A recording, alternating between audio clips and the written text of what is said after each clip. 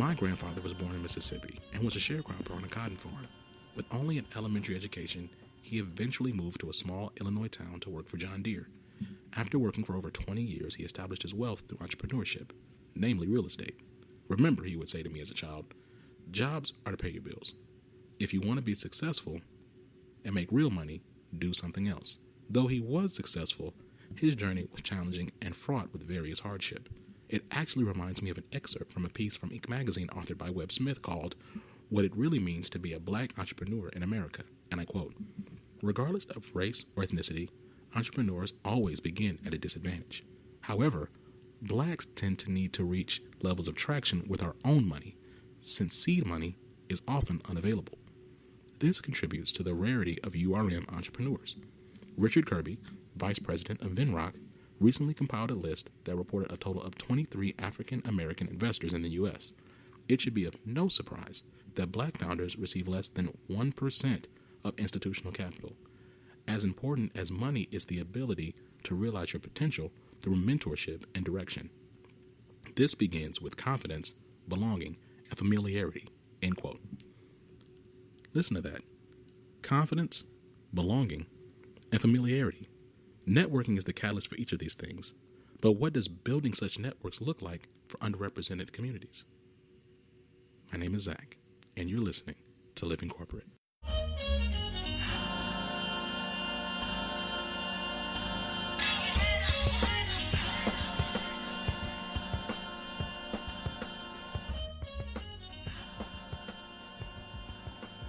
So, today we're talking about entrepreneurship and what it means to be an entrepreneur as a non-white person. I'm glad that we're dedicating an episode to this. Living Corporate isn't just about working for someone else, but also we want to explore ways in which you can work for yourself. For sure. And shout out to your grandpa. That's an amazing story. Yeah, it's inspiring for sure. And while it's impressive, he built his empire through real estate in a small Midwestern town after building up decades of social equity by being in the community, right? Like he bought homes like no one else was really wise enough to invest in. Then he fixed them himself. Then he managed all of his own maintenance on those homes. Wow. Yeah. I mean, he weaved his own bootstraps out of thin air and then pulled himself up by them. Like he's an amazing success story, no doubt. To your point, in 2019, the world is just way more connected and social, which is cool. But it also creates more invisible hurdles and rules and just stuff to navigate in being a full-time or even moderately successful part-time entrepreneur, right? And those three things that you quoted, confidence, belonging, and familiarity, those are all needed in the hyper-connected world. It's just funny because I was telling a colleague that because of that fact that entrepreneurship success is built on access to capital, which lie in relationships, that people of color are well benefited by having partners and backing that don't really look like them. And I remember I had this conversation, and you would think that this person thought that I had said, I don't know, it's just something like really racist or like, what are you talking about? What are you trying to say? I mean, anybody can do anything. I was like, okay, all right, yes, right. Yes, we can do anything. And it also helps to know the right people so that we can have access to things, so that we can do the things that we want. I mean, let's be realistic. It frustrates me sometimes when we talk about like success and striving to do better and building things, that we don't acknowledge like the very real capitalist structures that exist, right? Like that, not even that we're fighting against, but that we have to plug into to be successful. Like, come on, like this is America. Everybody with a great idea does not wake up and then work really hard towards that idea and then somehow like become successful. There's plenty of people out there with great ideas who work very hard, who are never successful, right?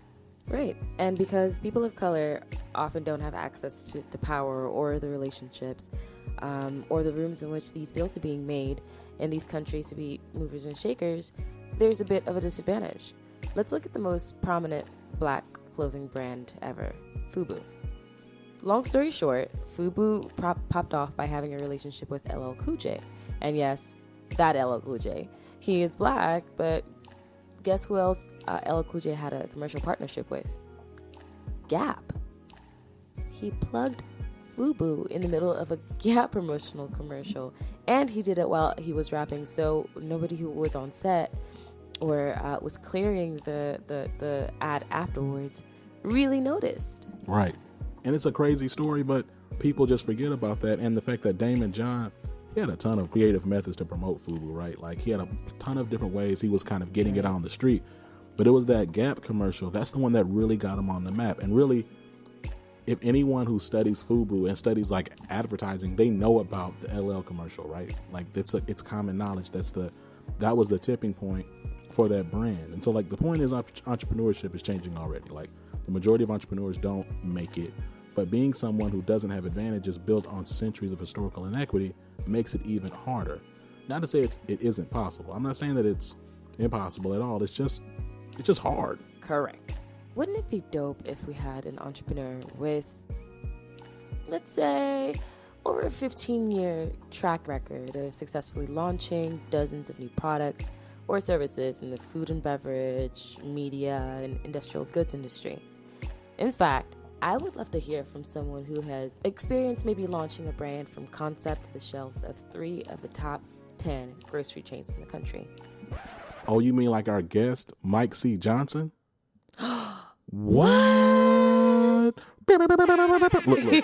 Y'all thought we didn't have these air horns this season. Y'all thought. Bloop. Y'all thought. That's right. Bloop. We still here with these air horns. We're here with these air horns. More fire for your head top. I'm not playing. Sound this man. Is really y'all's act. Blaming it on you. I'm just. Hey, listen. Drop the air horns. In fact, hold on. Drop extra air horns because we had someone who was actually from Jamaica hit us up on Instagram and said, please keep the air horns coming and make them louder. So we make them louder. Make them louder. So we here for y'all. We here for the people because we got it like that. We love y'all. Okay. Not surprised. Not surprised in the least. All right, y'all. Keep listening for a really dope conversation.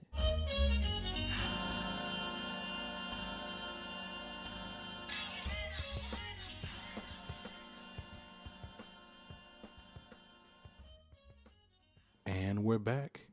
And as we shared before the break, we have Mike Johnson with us. Welcome to the show, Mike. How you doing?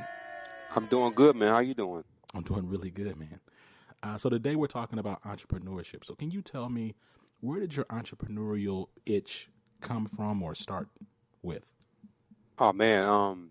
I really can trace it back to my early 20s. I had a couple ventures around that time that I went after. I had a website called Virtual RE Gallery, which was basically a website that displayed virtual tours of real estate listings before virtual tours were pretty popular.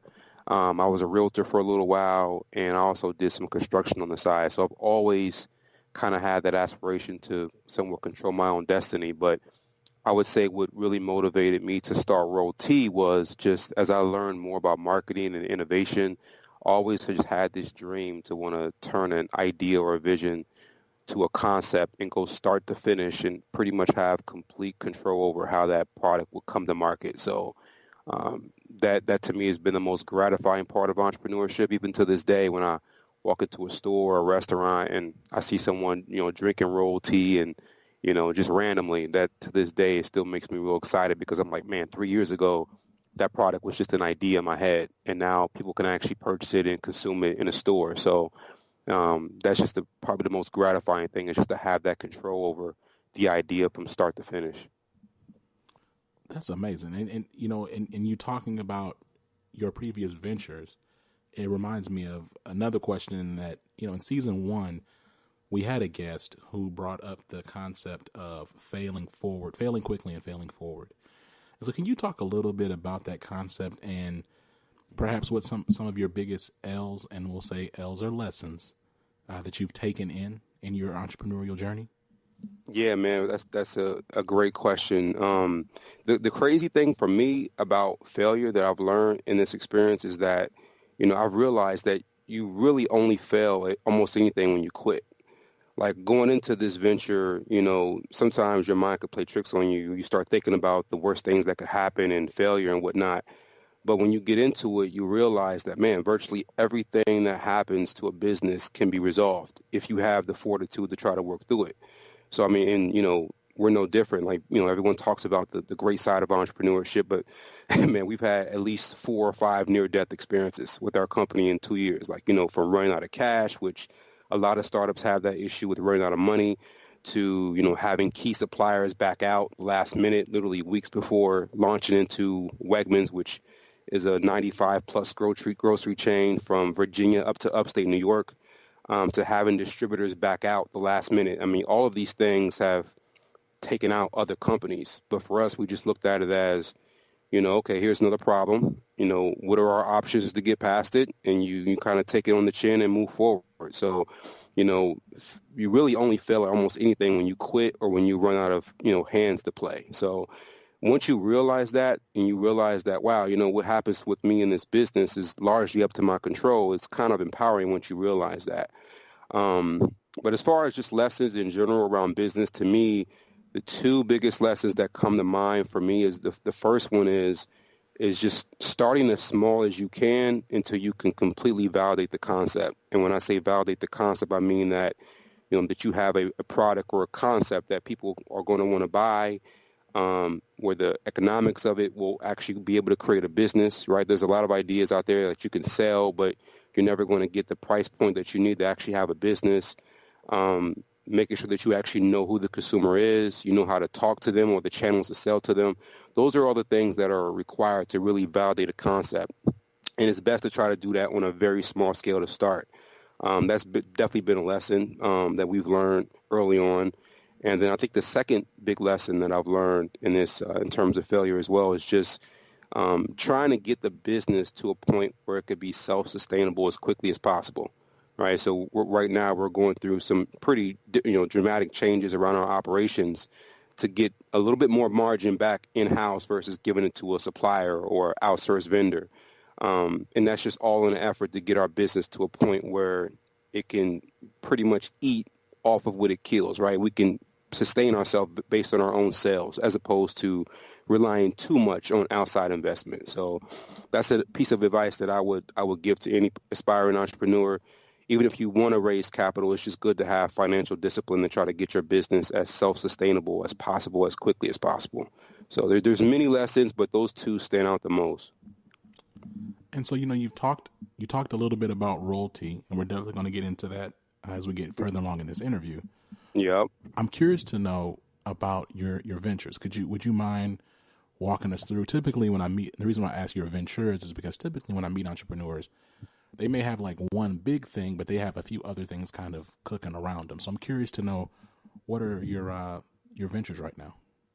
No, yeah, that's very true. We tend to have short attention spans, so it's easy to kind of get involved with different things. We launched Roll Tea in November timeframe of 2016, so we're right at the 2 years. And to be honest, man, aside from, being a new father, which I actually became a father the same year I became an entrepreneur with Roll Tea, that's been my primary focus. Now that Roll Tea is a little bit more established in terms of distributors, and it doesn't take as much of me doing virtually everything to keep it going, I am starting to get back a little bit into consulting. That's something that I did prior to launching Roll Tea. So I do like to work with other startups and help them however way I can. But aside from that, man, the bulk of my focus right now is with Roll Tea. What challenges do you believe that you've had as a Black entrepreneur? And I ask that because in the research that Ade and I have been doing, we've noticed that there are some challenges that are unique to being a non-white builder of businesses. And so I'm curious to know, like, have you run into any challenges that you believe are unique juxtaposed to your white counterparts? And if so, what are they? Entrepreneurship, just inherent in the way it is already built with plenty of challenges, white, black, yellow, whatever. Right. So sometimes it could be a challenge to understand, okay, is this a challenge that I'm facing because I'm simply an entrepreneur, or is this a challenge that I'm facing because I'm a Black entrepreneur? And that could be difficult sometimes to decipher. But one challenge that I think is definitely tied to us being, African-American owned business, especially in the food and beverage industry, is just the fact that We are launching a beverage brand that is, our intent is to scale to 100 plus million in sales and potentially exit. So we're treating our business like a true startup, not like a family-owned business where we're just, looking to sell locally and et cetera. And I think that that's a very different thing in the food and beverage industry amongst a black entrepreneur that most people would expect. So I think that just simply not having a whole lot of examples to point to of black-owned food and beverage brands that have been able to do that successfully makes it hard for a lot of people to see the vision and see the potential in our concept. And I think that's especially true primarily with investors. We've actually had, pretty good success with, for example, some major retailers. We've gotten our product onto the shelf of Whole Foods, Wegmans. Those are two of the top-rated grocery chains in the country.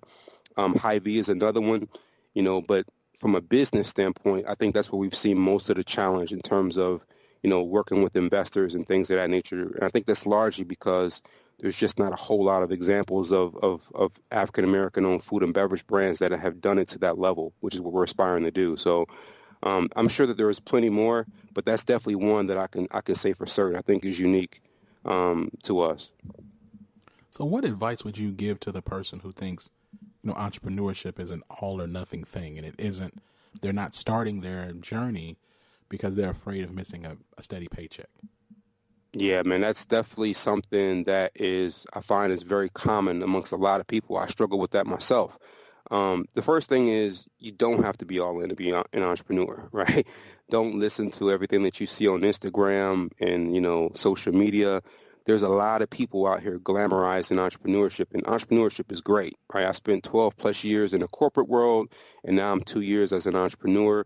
So I can give you the perspective of both sides, and it's definitely a lot of advantages on the entrepreneur side. But there is nothing wrong with side hustling it for as long as you can, right? That extra paycheck from your job it actually can position your business to be more successful. Thankfully, I have 12 plus years of experience in the corporate world, working for other people, learning, collecting that nice six-figure salary so that I can actually build up a savings to even have a chance to do what I'm doing now. So it's all about when's the right time for you, even if you ever want to go all in, right? All in is meaning you're full-time with your entrepreneurship venture. But that's the first thing is don't feel pressured to go all in, right? And when you go all in is another big question that I hear a lot, and it's also one challenge that I dealt with. And, there's no right or wrong answer. Everyone has to look at their particular situation to know when is the right time. But I will say that there's probably about 4 or 5 things that, anyone that's in that situation is looking to do the transition to go all in, they should be looking at. Like the first thing is, what does your business require? Like, for example, if you're going to launch a catering business versus a restaurant, two very different demands and requirements, right? If you're talking about a restaurant, you have to deal with a storefront, which likely comes with remodeling, et cetera. Not the typical type of thing that you can get, to market on the weekends and evenings, right? Whereas a catering service, you can do that evenings, weekends, you can pretty much side hustle that until you actually get paying customers before you even have to leave your job. So the type of business that you're looking to start a lot of times will dictate largely when you can actually go all in or if and when you can actually cut the 9-to-5 path. The other thing you got to look at is, what type of support do you have going into it, right? Do you have people, whether it's family members or friends, that can help you out early on without having to get paid, right? I mean, early on, there's no cash coming in. To get it stood up, you're going to need people to help. You're going to need your team. What type of support do you have? If you have a pretty good support system, you may be able to go all in a little bit sooner. Also, you got to look at, what are your responsibilities in terms of financially and with people, right? Are you 21 years old, no kids, no family, very low bills? That gives you a whole lot more flexibility in terms of what you can do sooner and the risk that you can take. Whereas if you are, like in my situation, I started, Roll T already in my mid-30s. Like I said, I'm a father, newly father, so I have to move a lot different in that situation. Congratulations on that, by the way. I definitely appreciate it, man. Fatherhood is a lot of fun, But you have to move a lot different if you have a lot of financial responsibilities and people responsibilities. Obviously, you have to be a little bit more smart about when you go all in. You also might have to look at, are there skills that you just don't have yet that you need to develop before you go all in, right?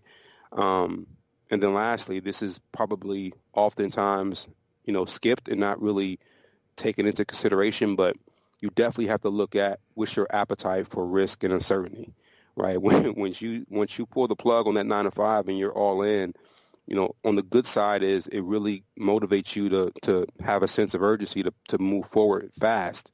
But at the same time, it can also be stressful by not having that paycheck coming in every week or two or whatever it was you got paid.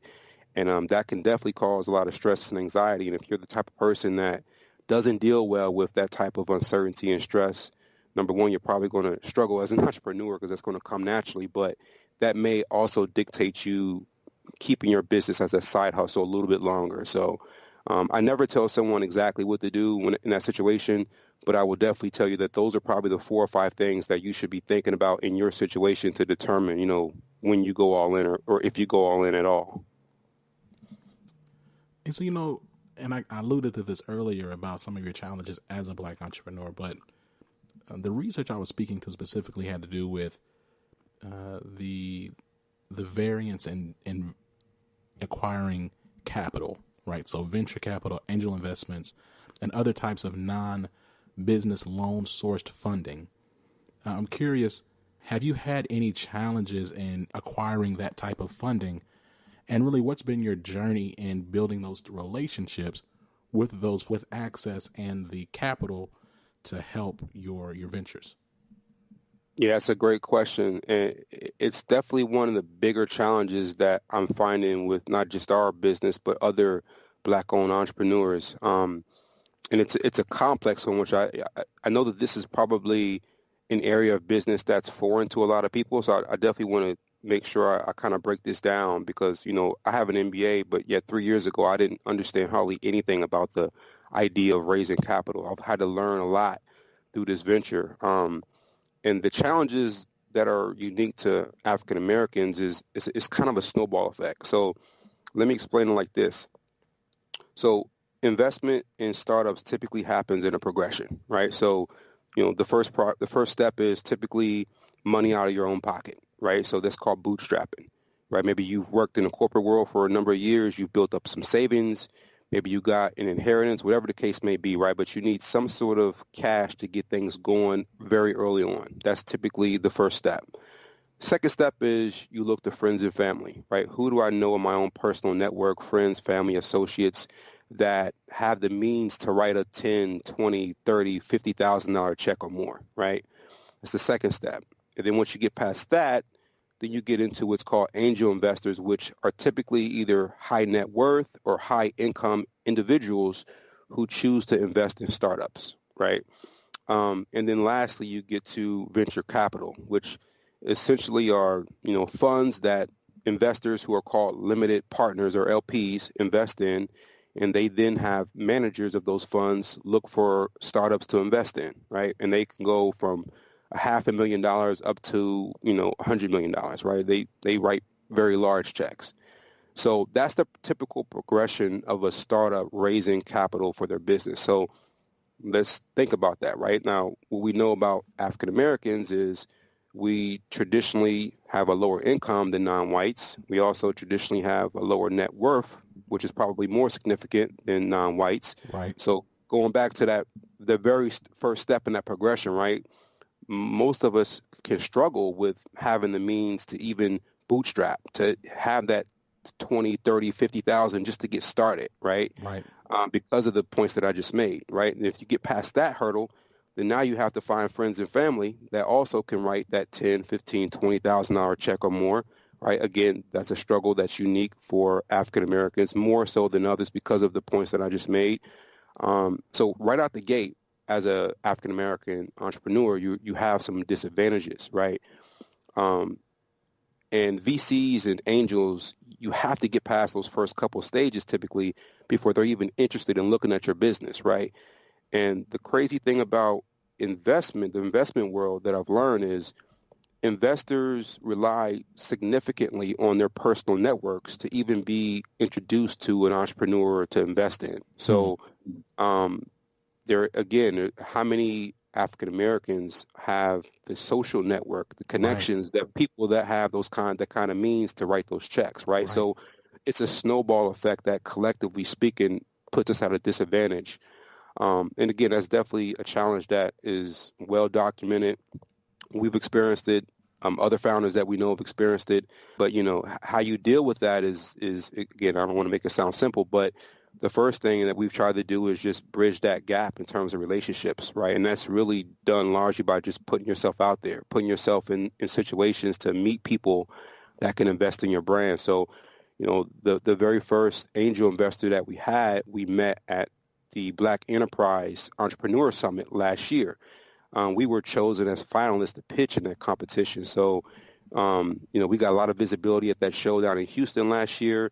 We met with our first investor there, our first angel investor, I should say. And, months down the road after the rapport was established, he decided to invest in us, right? So that was an example of where we had to kind of bridge that gap by just going out and making those connections. And then the second thing really is just, you have to have the mindset that you're going to make your startup undeniable, right? If someone says no now, which we've definitely heard tons of no's, and you're going to hear no's, raising capital is very difficult for any startup. So you have to have the mindset that, okay, you say no today, but we're going to build up the traction that we need over the next 6 months to 12 months to the point where if you say no, you're basically foolish, right? So you just have to make your startup. You have to make your startup undeniable, because everyone likes to make money, and I think it's a little bit more of a challenge to show that we can do that. But if you can definitely demonstrate that, people will invest in your startup. It's just a little bit more difficult for us for those reasons. No, that's just such a great point around, especially when you talked about like the various levels of investment, right? So like I'll even use Live in Corporate as an example. For us, I'm one of the few people in my family, even in corporate America. We don't all have money like that. I certainly would not. I don't even feel comfortable. And some of that might just be culture too, Mike. I don't feel comfortable walking up to a member of my family talking about, hey, would you mind investing $10,000 to help us hire writers and videographers and so on and so forth, and really invest in Live in Corporate? Like what? Like that? You know what I mean? Like just the thought of that, right?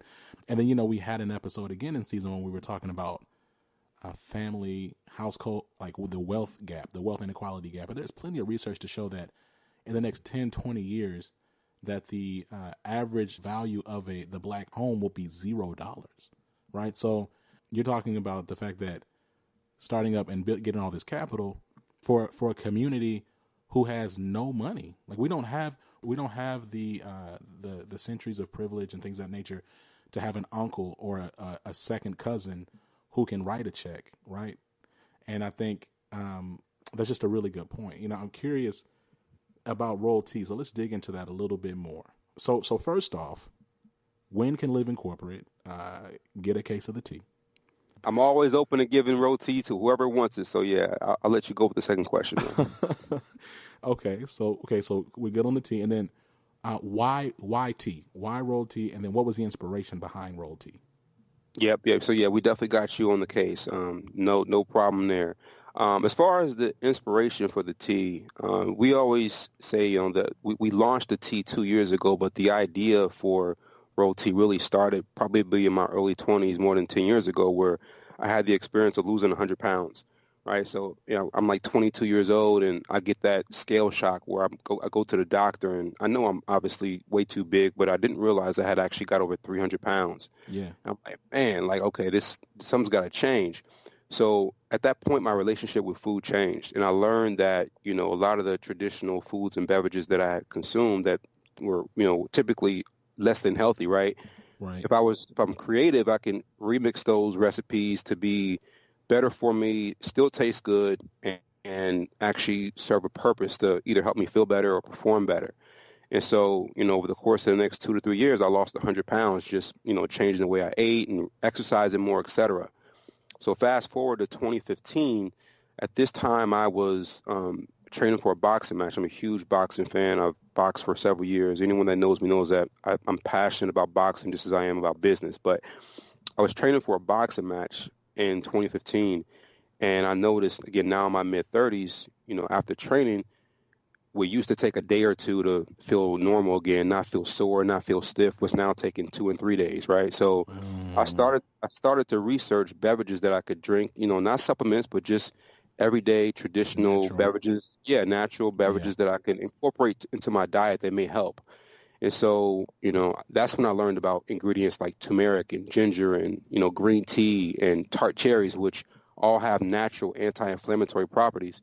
And so I looked for options in the store, and virtually everything I saw was $6 or $7 bottles of juice, a lot of sugar. So, my background is in innovation, new product development, and launches. So I immediately saw a business opportunity. I went to a friend of mine named Corey Benson with the idea, and he has an operations background. He was running a manufacturing plant at the time.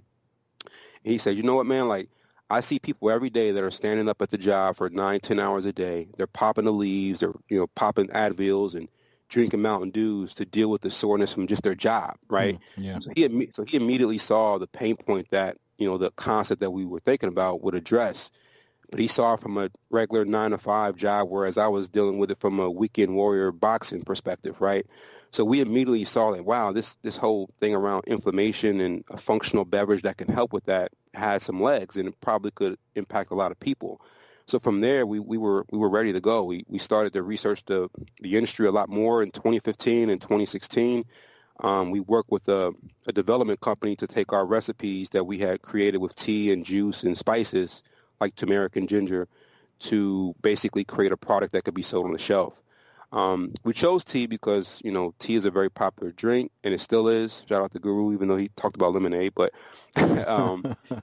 tea is a very popular drink, and the great thing about it is, again, a lot of the options before were juices, which is more expensive.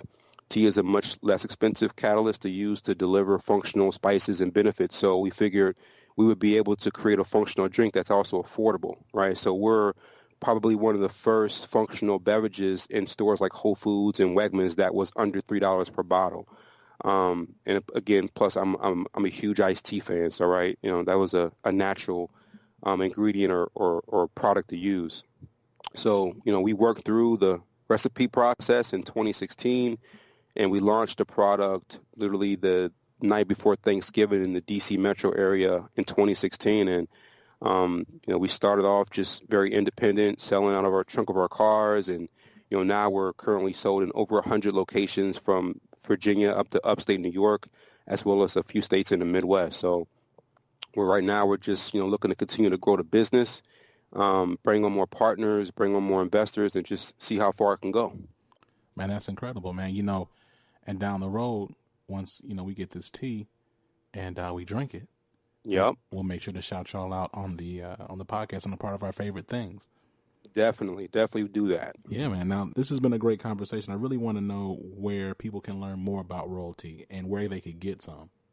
Yeah. So Roll Tea, and that's ROLE as in like play your role. Roll Tea is sold online, so you can see us at rolltea.com, ROLETEA.com. We're also sold on the East Coast, primarily in stores like Wegmans, as well as some independent stores in the DC metro area. So yeah, check us out online, rolltea.com. A lot of great information there. You can order right through that website. Yeah. That's what's up, man. Now, look, before we get out of here, do you have any parting thoughts or shout-outs? Yeah, I definitely want to shout out everyone that has tried Roll Tea, everyone that will try Roll Tea, including you, Zach. Hey. Yeah, everyone that's worked with the brand to help get us this far to this point, definitely appreciate the support. Definitely want to shout out my co-founder, Corey Benson. Definitely want to shout out, again, everyone that's listened to this podcast. I didn't get a chance to say this before, man, but when I first heard about this podcast and what you guys are attempting to do as far as help educate people on how to navigate, the world of corporate America, I'm like, man, that's definitely something that's needed. Like I think you mentioned yourself, you're a first generation corporate professional, right? Did I hear that right? Right.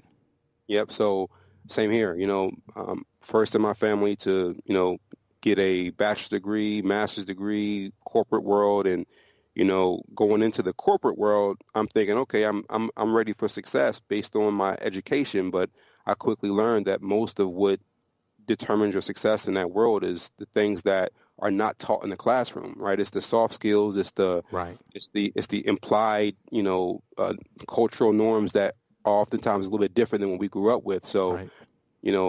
A lot of us learn those lessons on the job as opposed to being prepared beforehand. So this podcast is doing a great service to help educate young professionals on those waters before they get into them. So kudos to you guys. And again, I'm glad to be a part of this. Man, Mike, thank you so much for the kind words. Again, the drink, Roll Tea, like Know Your Role, ROLETEA. And we're excited to give it a little review. So I appreciate your time. We consider you a friend of the show. Can't wait to have you back, man. Definitely appreciate it, man. Peace. Peace.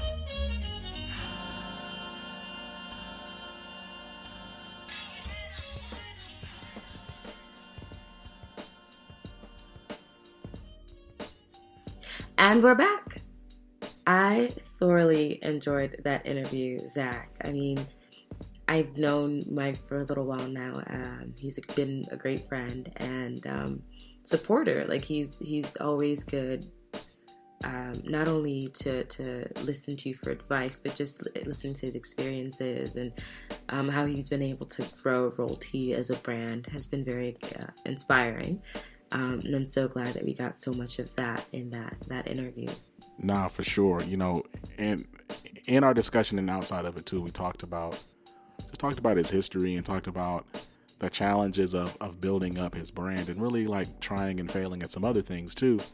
But super happy he was on the show, and hopefully we'll get some tea out of this. He told me he'd actually send us a couple pallets. I don't know about pallets, but he said What? Yeah, not pallets, because pallets is not like that's because that tea is delicious. Yeah, I've heard this. I haven't had any yet, but I'm positive that once I have it, I'm gonna enjoy it. So okay, well, I am keeping an eye out because Roll Tea is amazing.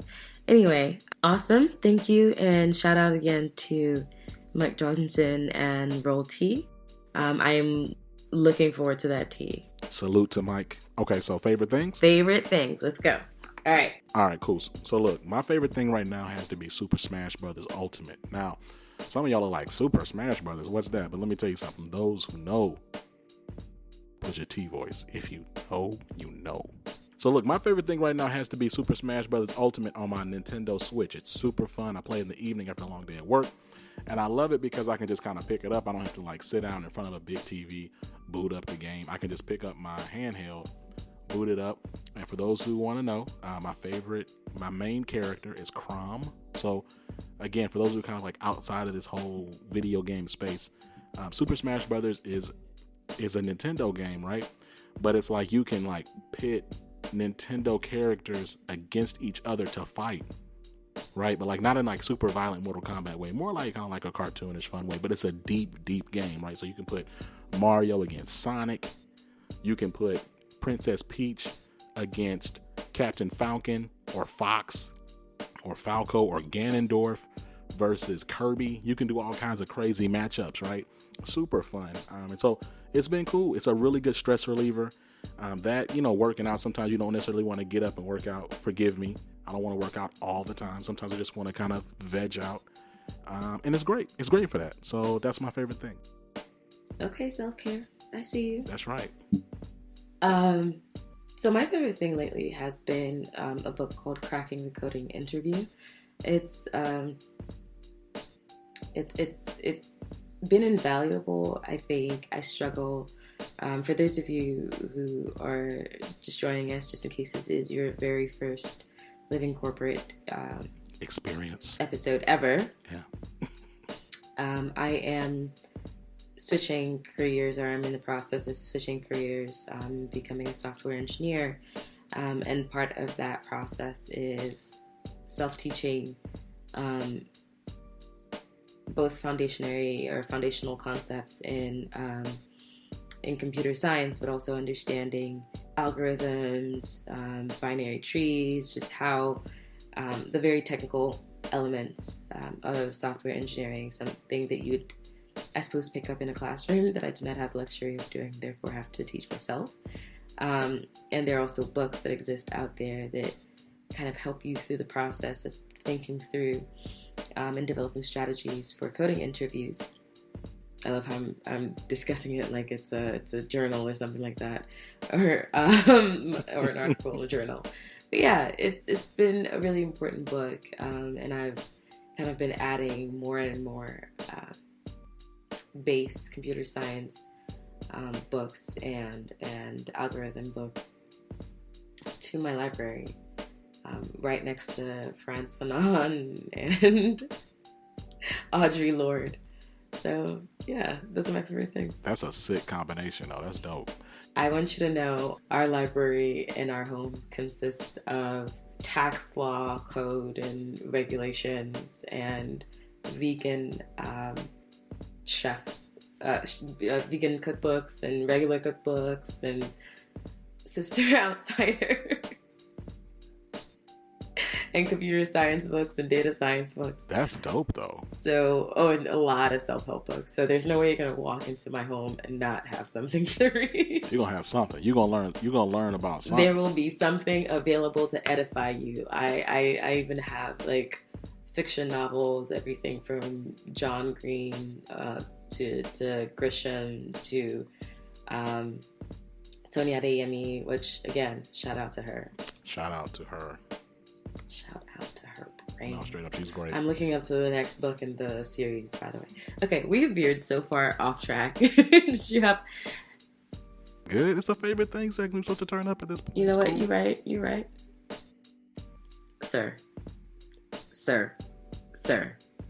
Not turn me up, Cruz. I'm tired. Turn me up, Cruz. No, I'm tired of you. Ooh, okay. No, but that's dope. So look, y'all, if it wasn't evident by our kickoff episode, as well as our supporting Black women at work section and the B-side that we have, as well as the full episode, we're here, man. We're going to have a good time this season. Make sure you keep checking us out. Thank you for joining us on the Living Corporate Podcast. Make sure to follow us on Instagram at Living Corporate, Twitter at LivingCorp_pod, and subscribe to our newsletter through living-corporate.com. Please say the dash. The dash. The dash. The dash. If you have a question you'd like for us to answer or read on the show, just email us or hit us on DM, right? We out here. Out you. Don't forget to give us 5 stars, too. Look, some of y'all actually been responding and gave us some stars. But not all of y'all, though. That's right, I'm looking at you. That's right. We need those 5 stars, okay? Right out. Am I tripping out there? Do we need the 5 stars or not? We need the 5 stars. We need the 5 stars. Okay, cool. Look, y'all, that does it for us. We'll catch y'all next week. This has been Zach. This is our day. Free 21 Savage. Free 21 Savage. Peace. Peace. Living Corporate is a podcast by Living Corporate LLC. Our logo was designed by David Dawkins. Our theme music was produced by Ken Brown. Additional music production by Antoine Franklin for Musical Elevation. Post-production is handled by Jeremy Jackson. Got a topic suggestion? Email us at livingcorporatepodcast@gmail.com. You can find us online on Twitter, Facebook, Instagram, and living-corporate.com. Thanks for listening. Stay tuned.